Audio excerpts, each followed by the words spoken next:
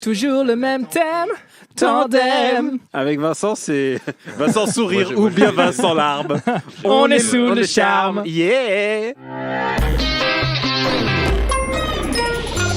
Salut, c'est MDR, votre rendez-vous avec les comédies françaises, un podcast de Séance Radio, la web radio du cinéma. À MDR, on aime analyser, discuter et plonger dans les comédies françaises. Et ça tombe bien, on va aujourd'hui parler du Grand Bain de Gilles Lellouche.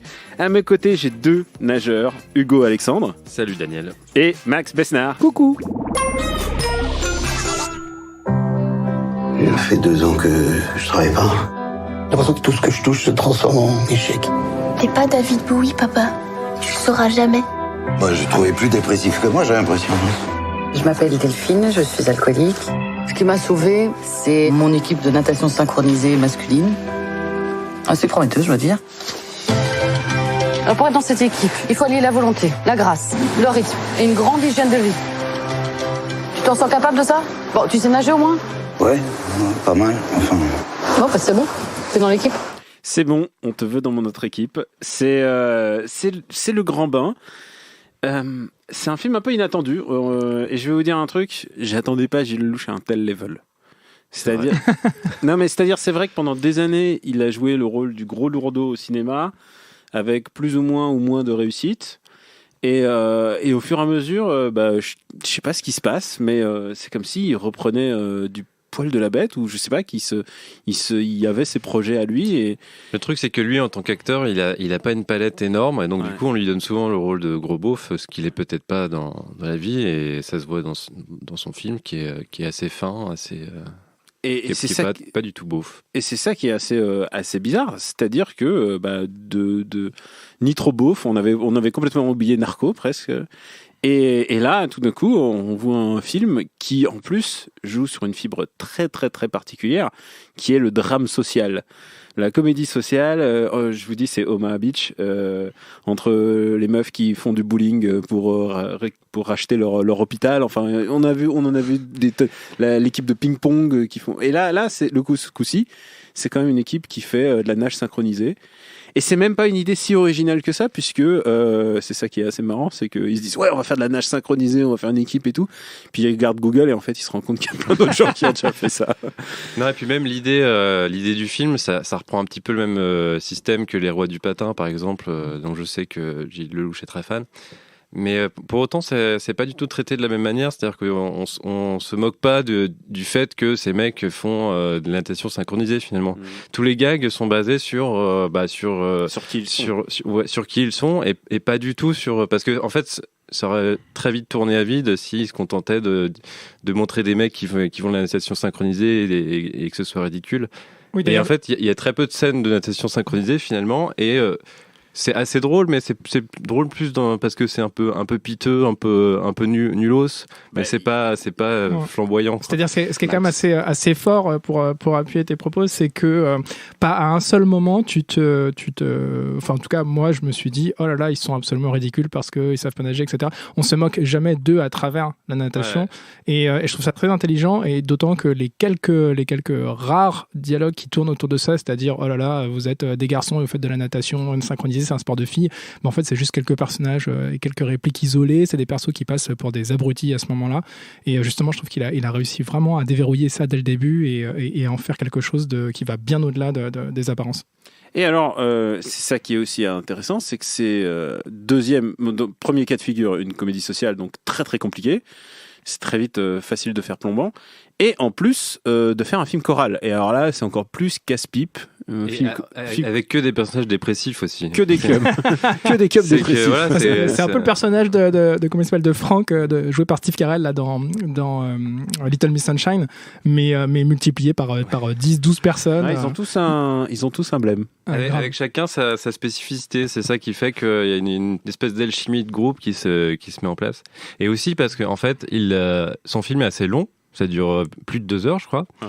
Et il prend le temps d'installer chaque personnage, d'installer les enjeux, même si du coup il en perd en efficacité au début. Enfin, il n'y a pas de grosses scènes comiques au début du film parce que justement il prend le temps d'installer tout le monde et de créer cette alchimie de groupe qui fait qu'après, du coup, c'est payant en retour parce qu'il y a des scènes très très drôles à partir de la moitié du film. Quoi. Je vais même vous dire, au début, j'ai vraiment eu peur parce que ça commence par un montage genre un petit peu malin, un petit peu pas ça sur les carrés et les ronds. Sur les carrés et les ronds, et voilà. Et on était à ça ça, c'est moi avec un bout de vinyle qui crie. Ouais, c'est pas le mieux dans le film, je trouve, ce truc-là. C'est 2 minutes, et après ces 2 minutes, on est vraiment dedans. Moi, j'ai complètement oublié. D'ailleurs, il y revient plus.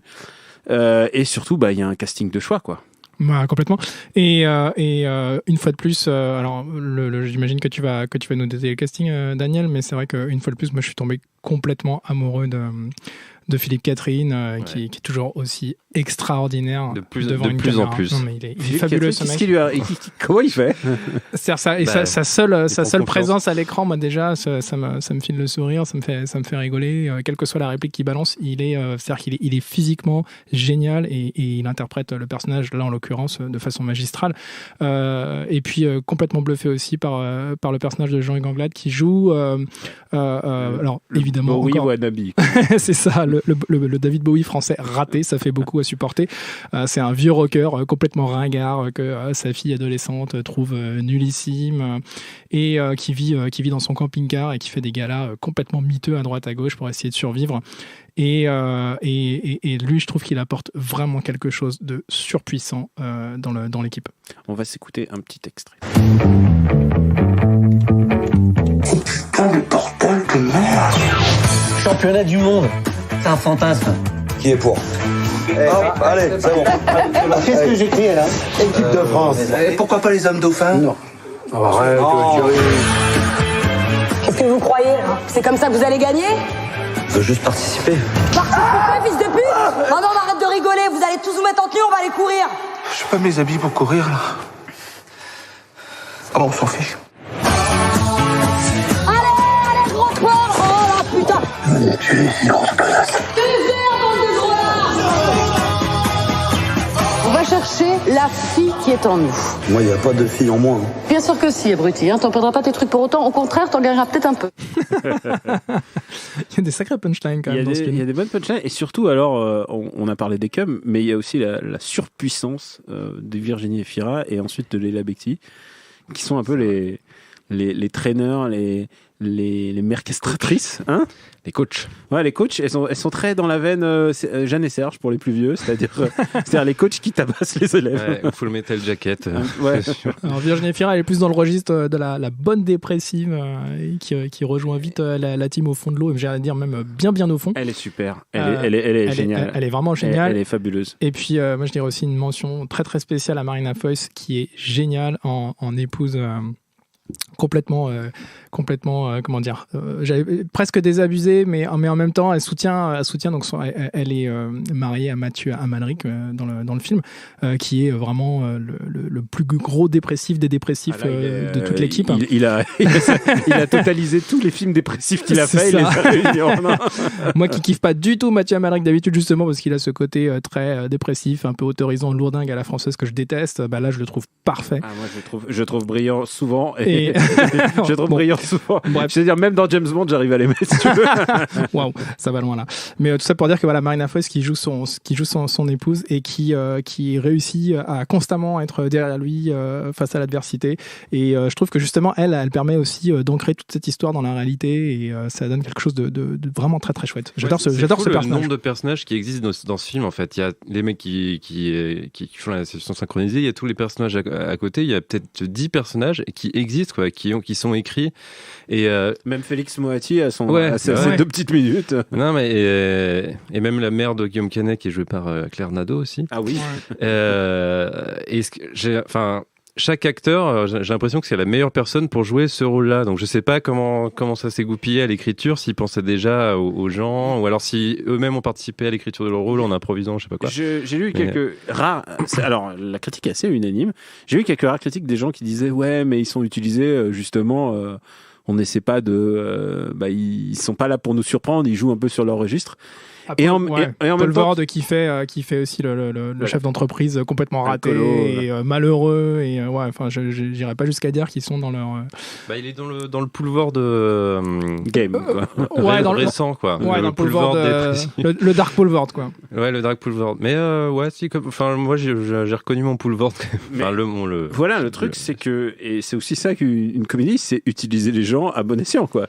C'est justement notamment Philippe Catherine, son rôle est parfaitement écrit pour lui, et il le fait parfaitement et c'est super quoi. Et Amalric c'est pareil, il a toujours ce phrasé almaricien, ce petit regard de folie. Oui, parce que c'est ça qui est génial avec Amalric, c'est que il la joue comme Desplechin quoi. Il joue ce film comme s'il était dans c'est comme ça qu'il faut jouer dans les comédies comme chez Desplechin.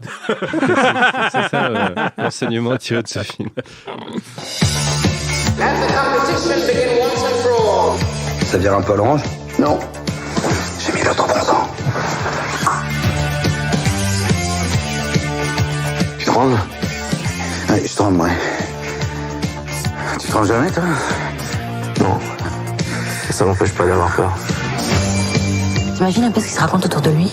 Mais c'est mon mec et je suis fière de lui. C'est important d'être fidèle à ses rêves. On sait que vous avez peur, mais qu'on est là. Et puis vous dire aussi qu'on vous aime.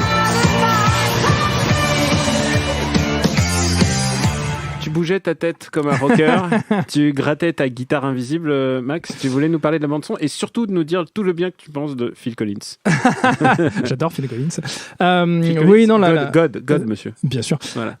La bande son qui est absolument géniale. Alors il y a le côté évidemment 13 années 80, Imagination, Phil Collins, tous ces trucs-là qui servent généralement aux chorégraphies des séquences de nage, mais surtout un super beau score de John Bryan qui est un très très grand compositeur de musique de film. Oui, j'étais très étonné de le voir là d'ailleurs parce que lui c'est plutôt le cinéma indé américain.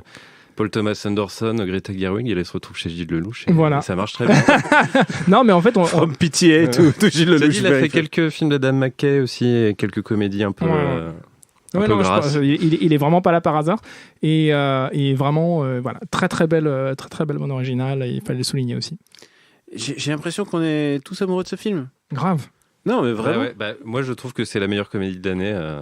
Et pourtant, je crois avoir vu les autres candidats potentiels et il est quand même assez loin devant, je trouve. Pour l'instant, et surtout, c'est ça qui est le truc un peu dingue, c'est qu'il y avait beaucoup de pièges, c'est-à-dire...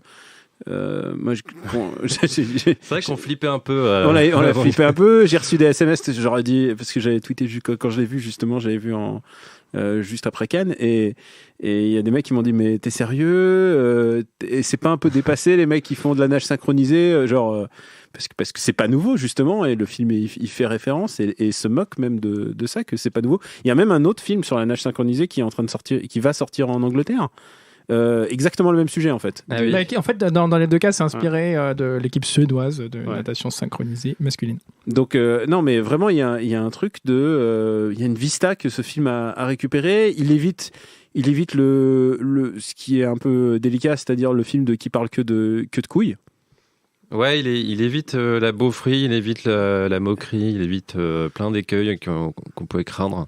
Ou le truc, ou les blagues homophobes. Enfin, je veux dire, t'imagines un tel sujet puis, entre les mains de Philippe Lachaud. Tarek Boudali, le grand bain 2, voilà, l'angoisse totale, quoi. Ouais, et puis c'est élégamment mis en scène aussi. Enfin, il y a le truc des carrés et des ronds qui est un peu lourdingue, mais puis c'est vers Annecy. Ouais, alors tu sais, le truc, joli, le délire des carrés et des ronds, peut-être que c'est tout simplement Gilles Lelouch qui voulait passer son petit message en disant, finalement, je suis pas qu'un acteur qui fait le beauf. Je sais aussi faire autre chose. Peut-être, je m'avance, mais. En fait, pendant tout le film, tu vois qu'il y a des plans, enfin, ils sont encadrés quand ils sont dans des scènes un peu dépressives, et puis quand ils vont mieux, il y a des ronds qui voilà. Et en fait, il aurait suffi de filmer comme ça et de pas l'expliquer, parce que là ça fait vraiment regardez bien les carrés et les ronds ensuite. Hitchcock il mettait des carrés et des ronds, mais il expliquait pas au début du film. Hitchcock il expliquait pas grand chose. En tout cas, non, il y a vraiment moi, ce qui me plaît particulièrement dans ce film, c'est que j'ai l'impression c'est-à-dire que chaque personnage représente une facette de la dépression, des questions qu'on peut se poser sur sa vie professionnelle en vieillissant, même sur Canet le temps qui passe, chouette. etc. Même Guillaume Canet est super. Et ouais, bien sûr, Guillaume Canet est mortel aussi en patron d'entreprise, complètement surexcité, énervé. Il joue vraiment bien. Tu crois à ces personnages. C'est peut-être le seul qui a un peu à contre-emploi par rapport aux autres, je trouve. Parce que lui, il joue plutôt je crois la corde du sympa en général. Mais il change un peu de créneau ces derniers temps, parce que je crois qu'il en a marre de faire le mec un peu ahuri. D'ailleurs, son film Rock'n'Roll, c'est littéralement son nouveau credo. C'est moi, je vais faire autre chose parce que j'en ai marre qu'on me voit comme le mec sympa. Donc peut-être que ça participe de cette nouvelle orientation. En tout cas, ouais, ce que j'allais dire, c'est que justement tout ce spectre, on le retrouve à travers chaque personnage. Et moi, je me suis identifié à plein de moments, à plein de situations, et c'est peut-être ça aussi qui fait que ça fonctionne, quoi. J'ai tellement envie de te voir en maillot de bain. On va. Et on monte une team là. Putain, on est bon. Je suis chaud. Mais nous, on met des filles au milieu, on fait mixte. On va niquer le game. On va faire un truc mixte. Ah, pas bête. Jamais vu. Ça pour le coup, c'est du jamais vu. Toutes les filles de l'équipe vont s'y mettre aussi. Allez. Et là, c'est le moment de dire combien vous mettez pour aller voir ce film. Alors moi, je l'ai vu 2 fois. Oh, putain. Donc je paye 2 places. 2 places. Voilà. Ça fait 18 euros en général. Ouais. Sauf si tu vas le voir en 4DX. Ah bah oui, avec les projections d'eau croupie. C'est ça. Miam miam. Ouais. Ah oui, d'ailleurs, il faut préciser aussi, tu parles de projection d'eau, mais il faut préciser aussi que les scènes aquatiques sont super. Voilà. Je tenais à le dire, je trouve que la réal est magnifique. Et alors, combien je mets, pardon. Combien tu mets Combien je mets pareil, le prix d'une place, plein pot, genre pas en heure creuse. Je sais pas comment ça marche le cinéma sur les heures creuses, heures pleines, machin. Ouais, genre, 9 euros, 10 euros, on va dire. Ouais, 10 le euros. moment où il faut payer plein pot à 12 balles, vas-y, je paye les 12 balles et je suis vraiment content de le faire parce que il faut soutenir ce genre de cinéma et il faut soutenir Gilles Lelouch en tant que réalisateur. Et pour ma part, je l'ai vu une fois, mais je vais y retourner le voir. Donc voilà, je paye 2 fois une place. Je crois que c'est rarement arrivé. Un cas de figure comme ça où non seulement on paye une fois, mais on est Tout l'argent qu'on donne là, c'est un record. Ouais. Tiens, Gilles. Ouais. La dernière fois que ça m'est arrivé, moi, c'était pour Problemos, c'est dire. Alors, ça lui a pas porté chance. J'ai croisé un des acteurs de Problemos il y a pas longtemps. Je lui ai fait, oh là là, si tu savais, on a tellement fait pour. Et maintenant, c'est l'heure des recos. Alors, Hugo ?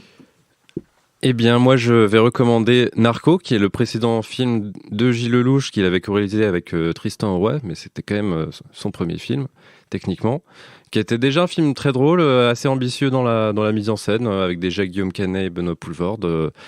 C'était l'histoire d'un mec narcoleptique, c'est-à-dire qui s'endormait intempestivement et qui lui créait des problèmes dans la vie quotidienne. Après, je me souviens plus du pitch. Je crois qu'il se faisait arnaquer. Enfin, peu importe. C'est assez complexe en fait l'histoire de Narco parce que il se retrouve il se retrouve dans une. Je crois qu'il fait des rêves pendant ces périodes narcoleptiques. Il se retrouve donc, dans le coma à un moment et il y a le. Et il y a. C'est laborieux. Il se fait dépouiller par Benoît Poelvoorde, c'est ça? Voilà, il se fait Poelvoorde lui chope sa meuf. Mais je crois que c'est une sorte de twist, donc on vient de tout griller. Ah mince, fallait pas le dire. Non, mais c'est à la moitié du film. C'est pas ça. Bon, non, mais c'est pas du tout ça en fait, c'est pas du tout ça. Non, mais en plus, je l'ai revu il y a pas longtemps. Comment je fais pour pas m'en souvenir aussi peu? Mais qui est d'ailleurs très très chouette. Voilà, Narcos. Et toi, ta reco? Moi, c'est Vincent n'a pas d'écailles. C'est un film de et avec Thomas Salvador. C'est sorti en 2014. Et alors, l'histoire de Vincent n'a pas d'écailles. Donc, Vincent, c'est un type normal à qui il arrive pas grand-chose dans la vie, un mec ordinaire. Et sauf qu'un matin, il s'aperçoit que quand il est dans l'eau, il nage très très très très vite et il peut rester très très très très longtemps dans l'eau. Donc, en gros, il a un super pouvoir, un peu à la Aquaman, mais en version française, un peu autorisante. À la campagne. À la campagne, c'est bien de le préciser, à la campagne. Il y a un twist dans le film, mais on va pas le révéler. Et il s'endort, il chope sa meuf. Non, pas du tout. Et c'est super bien réalisé. Il n'y a pas d'effet numérique. C'est vraiment tout à l'ancienne. C'est un joli petit film indé, une jolie histoire. Et voilà. Pourquoi Vincent n'a pas d'écailles ? Parce que ça parle de l'eau, du milieu aquatique. Et puis voilà, c'est surtout une petite comédie. Enfin, il y a des moments de comédie. C'est aussi un drame. Il y a un sous-texte sur les sans-papiers, les migrants, etc., qui est assez puissant. Mais en tout cas, c'est un film moi, que j'avais beaucoup aimé il y a quelques années quand je l'avais vu, et je pense qu'il n'est pas assez connu et il mériterait d'être reconnu. Et ben moi, je vais recommander un 6e de film. Oui, parce que tout le reste est vraiment pourri, mais les 1/6 où Gilles Lelouch vaut vraiment le coup. C'est Ils sont partout de Yvon Attal. Alors c'est vraiment nul comme film, c'est une comédie mais qui se moque de faits de société, l'antisémitisme, et à peu près tous les sketchs sont vraiment nuls, sauf celui de Gilles Lelouch. Et c'est là où je me suis dit merde, c'est Gilles Lelouch d'abord le meilleur du film. C'est la première fois où genre Gilles Lelouch réhabilite complètement le film. Et c'est Gilles Lelouch qui prend une machine à remonter dans le temps et il prend la place de Jésus sur la croix. Et littéralement, c'est la meilleure adaptation d'Assassin's Creed au cinéma. Si tu regardes comme ça, c'est à se pisser de rire. Et c'est la première fois où j'ai vraiment... Quoi, il joue pas que les beaufs, il joue aussi Jésus, quoi. Ah non, mais c'est le meilleur rôle de sa life.